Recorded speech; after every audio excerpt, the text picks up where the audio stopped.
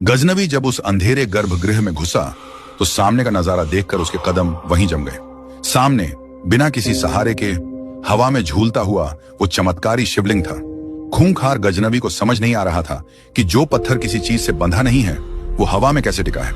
13वीं सदी के अरब इतिहासकार ज़कारिया अल कज़विनी लिखते हैं कि उस मंदिर की छत और दीवारों में प्राचीन भारत के चुंबकीय पत्थर यानी मैग्नेटिक लोडस्टोन्स लगे थे। उन्हीं चुंबकों के परफेक्ट बैलेंस ने उस भारी शिवलिंग को हवा में जकड़ रखा था। गजनवी को जब प्राचीन भारत का यह विज्ञान समझ आया तो उसने फौरन मंदिर की छत और दीवारें तोड़वा दी। चुंबकीय शक्ति टूटते ही एक भयंकर आवाज के साथ वो पवित्र पत्थर जमीन पर आ गिरा। तब गजनवी की भारी लोहे की गदा पूरी ताकत से हवा में उठी और जमीन पर गिरे उस पत्थर को चकनाचूर कर दिया। लेकिन असली खजाना सिर्फ उस पत्थर में नहीं, उसके अंदर और नीचे छुपे गुप्त तहखानों में था।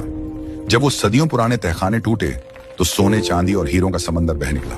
अरबों खरबों की वो दौलत जिसकी आज कीमत आंकना भी नामुमकिन है। उस अंधी दौलत को लूटकर गजनवी ने सोमनाथ को आग लगा दी। लेकिन इतनी बड़ी दौलत लेकर क्या वो आसानी से अफगानिस्तान पहुंच पाया? नहीं। फारसी इतिहासकार फरिश्ता लिखते हैं कि वापसी के रास्ते में मालवा के सम्राट राजा भोज और भीमदेव की नंगी तलवारें उसका इंतजार कर रही थी। राजा भोज के खौफ से गजनवी इतना कांप गया कि उसने जान बचाने के लिए सिंध और कच्छ के जानलेवा सफेद रेगिस्तान का रास्ता चुना।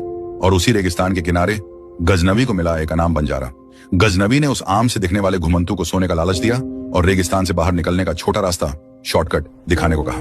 वो अनाम शिव भक्त इसी पल का इंतजार कर रहा था। उसने जानबूझकर गजनवी की खूंखार फौज को कच्छ के उस भयानक सफेद रेगिस्तान के सूखे और दलदल में धकेल दिया। गजनवी की फौज उस रेतीली भट्टी में मीलों तक चलती रही, लेकिन उन्हें पानी की एक बूंद नहीं मिली।